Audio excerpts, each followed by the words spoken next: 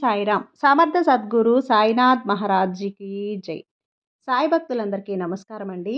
మన బాబాగారి దయ వల్ల మనందరం బాగుండాలి, సంతోషంగా ఉండాలి అని చెప్పి మనస్ఫూర్తిగా కోరుకుంటూ ఈ రోజుటి వీడియో స్టార్ట్ చేస్తున్నాను ఫ్రెండ్స్. ఇక ఈరోజు వీడియోలో బాబాగారి సందేశం వినే ముందు మనకు బాగా తెలిసిన గురువుగారండి, షిరిడి సాయిబాబా ఆశీస్సులతో జ్యోతిష్యం చెప్తున్నారు గురూజీ సుబ్రహ్మణ్యరాజు గారు. 9902224144 నెంబర్ 1 వశీకరణ స్పెషలిస్ట్. ఎలాంటి ప్రాబ్లం ఉన్నా సరే కేవలం ఫోన్ ద్వారా పూజలు చేసి పరిష్కరించేస్తారు. నేరుగా వెళ్ళాల్సిన పని లేదు, పర్సనల్గా మీట్ అవ్వాల్సిన అవసరం లేదు. ఉన్న చోటనే కదలకుండా, మూడవ కంటికి తెలియకుండా మీ మొండి సమస్యలను సైతం మీరు పరిష్కరించుకోవచ్చు.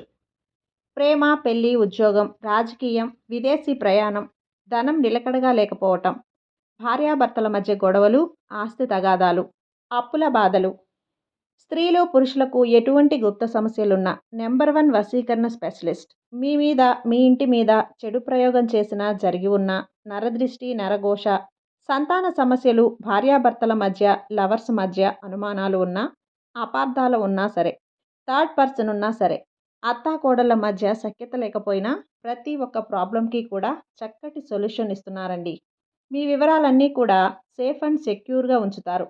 మీకే కాదు, దేశ విదేశాల్లో ఉన్నవారు ఎలాంటి ప్రాబ్లమ్స్లో ఉన్నా సరే వారు పరిష్కరించుకుంటున్నారు. ఎంతోమంది విదేశాల్లో ఉన్నటువంటి దిక్కుతోచని పరిస్థితుల్లో అయోమయంలో ఉన్న వారందరూ కూడా ఈ గురువు గారికి కాల్ చేసి వాళ్ళ ప్రాబ్లమ్స్ని సాల్వ్ చేసుకొని ఈరోజు హ్యాపీగా లైఫ్ లీడ్ చేస్తూ ఉన్నారు. కాబట్టి స్క్రీన్ మీద ఉన్నటువంటి నెంబర్కి ఒక్కసారి కాల్ చేయండి. ఇక వీడియోలోకి వచ్చేస్తే బాబా గారి సందేశం.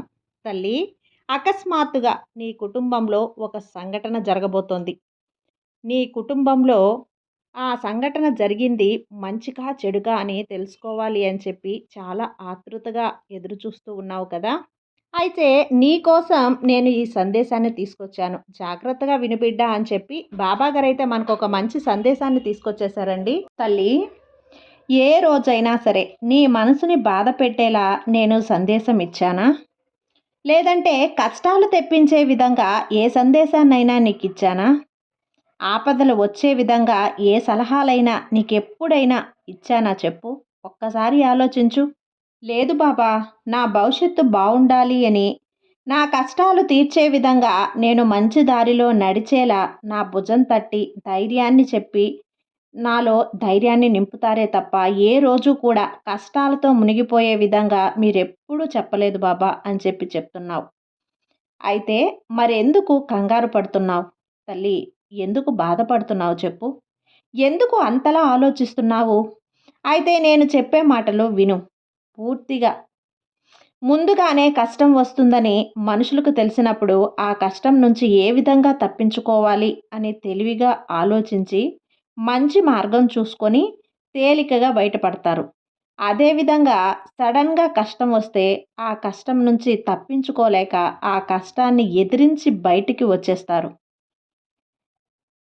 మరి కొంతమంది నాకెందుకు ఈ కష్టం వచ్చింది, నాకే ఎందుకు ఇంత బాధ అని కృంగిపోయి డిప్రెషన్లోకి వెళ్ళిపోతారు. అలా ఒక వ్యక్తికి అనేక రకాలైన ఆలోచనలు వస్తాయి. ఏ వ్యక్తికైనా కష్టాలు సహజమే తల్లి. ఆ కష్టాలను ఎలా ఎదిరించాలి అనేవారు కొందరు, ఎలా తప్పించుకోవాలి అనేవారు మరికొందరు, ఎందుకు వచ్చాయి అనుకునేవారు మరికొందరు. ఆలోచించుకో. నేను ఎప్పుడు చెప్పే విధంగానే ఈరోజు కూడా నీకు చెప్తున్నాను. ఒక్కసారి ఆలోచించుకో. ఎవ్వరూ కూడా సంతోషంగా ఉండరమ్మా. వారికి తగిన బాధలు ఏదో ఒక రూపంలో అనుభవిస్తూనే ఉంటారు. అది ఎంత ధనవంతులైనా కష్టాలు తప్పించుకోలేరు. ఎంత పేదవాడైనా కూడా కష్టాలను ఎదుర్కోక తప్పదు బిడ్డ. ఈ కష్టాలు, కర్మలు అనేవి కేవలం వారి పాపకర్మలను బట్టే వస్తాయి. మరి ఎందుకు ఇంతలా ఆలోచిస్తున్నావు? నీ మనసును ఇంతలా ఆలోచింపచేస్తున్నావేంటి? నువ్వు పనిచేసే తీరేంటి అని నాకు పూర్తిగా తెలుసు. ఎప్పుడూ కూడా నువ్వు ఒకరి కింద తగ్గి బ్రతకాలి అని ఎప్పుడూ అనుకోవు. ఒకరు చెప్పు చేతుల్లో ఉండాలి అని కూడా అనుకోవు. ఎవ్వరికి అంత తేలిగ్గా కూడా నువ్వు దొరకవు. నీలో ఉన్న అతిపెద్ద బలహీనత ఏంటో తెలుసా బిడ్డ? నువ్వు ఎప్పుడూ కూడా మంచిగా ఆలోచించడం. అదే నీ బలహీనత. అదేంటి బాబా అలా అడుగుతున్నావు? అవును బిడ్డ, ఎప్పుడైనా కానీ అతి అనేది చాలా ప్రమాదానికి గురి చేస్తుంది. అతి ఆలోచన కానీ, అతి ఆవేశం కానీ, అతి మంచితనం, అతి చెడ్డతనం ఏదైనా కూడా మనిషిని కృంగదీసే విధంగా ఉంటాయి. కాబట్టి ఎప్పుడైనా సరే, ఎవరితోనైనా సరే ఎంతవరకు ఉండాలో అంతవరకే ఉండాలి. ఎంతవరకు ప్రేమను చూపించాలో అంతవరకే చూపించాలి. అతి ప్రేమను చూపించడం వల్ల నిన్నెవ్వరూ తిరిగి నీ మీద కనీసం కొంత ప్రేమ కూడా చూపించరు. అతి గారాబం చూపించడం వల్ల తిరిగి నీ మీద కొంచెం అనేది కనికరం కూడా చూపించరు. కాబట్టి ఎప్పుడూ కూడా ఎవరితో ఎంతలో ఉండాలో అంతలోనే ఉండాలి. అది నీ భాగస్వామి అయినా, నీ కుటుంబ సభ్యులైనా, నీ పిల్లలైనా సరే, ఎవ్వరైనా సరే. వాళ్ళ స్వార్థాలు వాళ్ళు చూసుకుంటేనే వారి జీవితం తల్లి. అలా అని చెప్పి ఒకరిని మోసం చేయటం, ఎదుటివారి స్వార్థం కోసం వాడుకోవటం, నీ మాటల వల్ల, నీ చేష్టలతో ఎదుటివారిని బాధ పెట్టడం, అలా చేయటం చాలా చాలా తప్పు బిడ్డ. అలా ఎప్పుడూ ప్రవర్తించకూడదు. కాబట్టి ఆవేశాన్ని తగ్గించుకొని ఆలోచన విధానాన్ని పెంచుకో. ఎంతవరకు మాట్లాడాలో అంతవరకు మాట్లాడితేనే ఈ ప్రపంచంలో విలువ అనేది ఉంటుంది. నువ్వు ఎప్పుడూ కూడా నేను అందించే నా సందేశాలను నువ్వు వింటూ ఉంటావు. నా సందేశాలను నువ్వు వినడం వల్ల కానీ, నా సలహాలను ఆలకించడం వల్ల కానీ చాలా విషయాలు నువ్వు నేర్చుకుంటున్నావు. జీవితం అంటే ఏమిటి, జీవితంలో ఎప్పుడు ఎలా అడుగు వేయాలి అని ఎవ్వరు, నీవారు ఎవరు, పరాయి వారు ఎవరు అనేది ఇప్పుడు నువ్వు గుర్తించగలుగుతున్నావు. నీ సంతోషం కోసం, నీ ఆనందం కోసం ఎలా బ్రతకాలో తెలుసుకోగలిగావు. అప్పుడప్పుడు నువ్వు కొంచెం కోపాన్ని, ఆవేశాన్ని చూపిస్తున్నావమ్మా. ఎప్పుడైనా సరే నీ కోపమే నీ శత్రువు.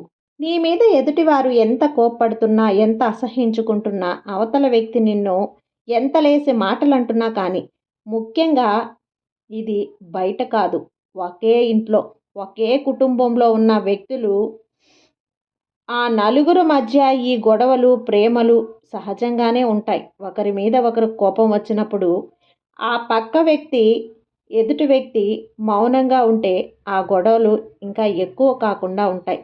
ఆ వ్యక్తి ఏం మాట్లాడినా సరే నాకేమీ వినపడట్లేదు, నా చెవులు ఉన్న చెవిటివాడిలాగా ఉన్నాను, నోరు ఉన్న మోగవాడిలా ఉన్నాను, కళ్ళు ఉన్న గుడ్డివాడిలా ఉన్నాను, అలా ఉండగలిగితేనే నీ జీవితం సాఫీగా సాగిపోతుంది అని చెప్పి నువ్వు తెలుసుకోవాలి. నీ కుటుంబంలో ఒక సంఘటన జరగబోతుంది. ఆ సంఘటన మంచా చెడా అని చెప్పి నువ్వు నన్ను అడగబోతున్నావు కదా బిడ్డ. ఇంకా ఒక్కరోజు మాత్రమే ఉంది. కాబట్టి నీ కుటుంబంలో చిన్న చిన్న గొడవలు జరగబోతున్నాయి. కాబట్టి ఈ గొడవలన్నింటికీ కారణం ఏంటి, ఎందుకు జరుగుతుంది అంటే చెప్తాను, జాగ్రత్తగా విను. గొడవలు అనేవి ఖచ్చితంగా జరగబోతున్నాయమ్మా. మంచిగా చెడుగా అంటే గొడవలు మంచి చేయటానికి రావు కదా, చెడు చేయడానికి మాత్రమే వస్తాయి. ఈ చెడుని నువ్వు ఏ విధంగా తప్పించుకోవాలి, ఈ గొడవల నుంచి ఎలా బయటపడాలి అని చెప్తాను, జాగ్రత్తగా విను. నీ కుటుంబంలో ఒకరిని ఒకరు అర్థం చేసుకునేలా ఆలోచన నలుగురిలో కూడా లేదు.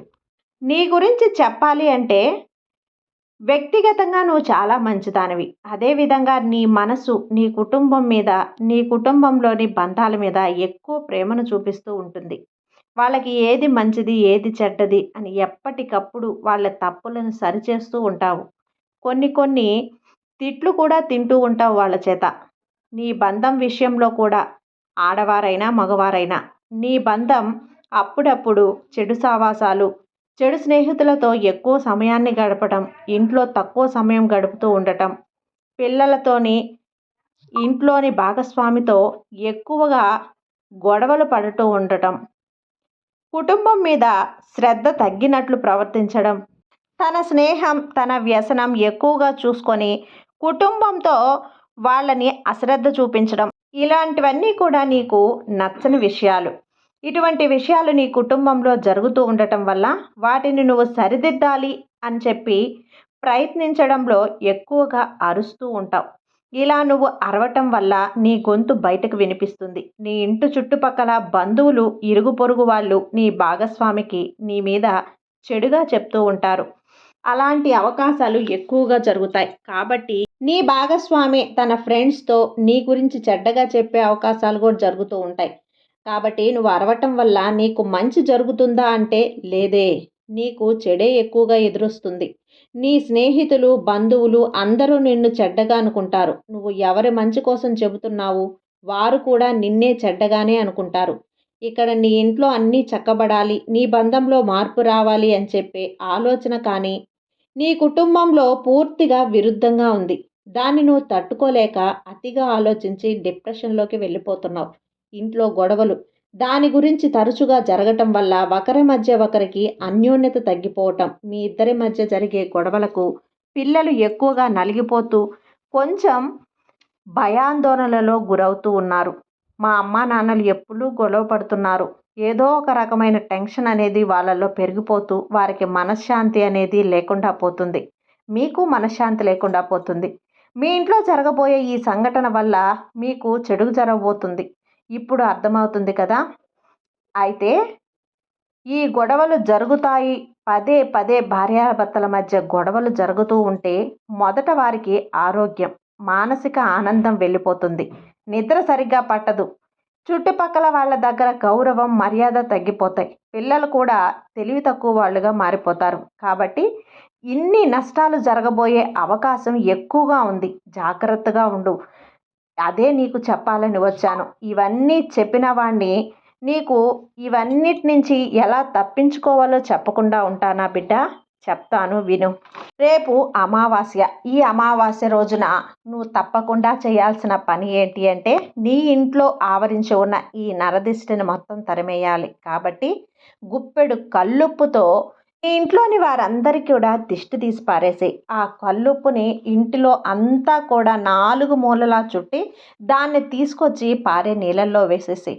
లేదంటే ఎవ్వరు తొక్కని ప్రదేశంలో వేసి, లేదు షింకులో వేసి నీళ్లు పోసేసి, నిమ్మకాయల్ని 3 నిమ్మకాయల్ని గుత్తిగా కట్టి మిరపకాయలతో సహా నీ ఇంటి గుమ్మానికి వేలాడత్రియ్యి. వీలైతే గుమ్మడికాయని దిష్టి తీసి నీ ఇంటి ముందు కొట్టేసేయి. అలా కొట్టినప్పుడు నీ ఇంట్లో ఉన్నటువంటి నెగిటివ్ ఎనర్జీ, నరదిష్టి అన్నీ కూడా వెళ్ళిపోతాయి. నరగోష్ట. అలాగే ఇక నీ మనసుని ముఖ్యంగా నువ్వు చేయవలసిన పని, నీ మనసుని ప్రశాంతంగా ఉంచుకో. ఎక్కువగా అరవడం మానేసేయి. అలా అరవటం వల్ల నీ ఆరోగ్యమే దెబ్బతింటుంది తప్పితే నువ్వు అనుకున్న పని అయితే ఖచ్చితంగా జరుగుతుంది అనేది లేదు కదా!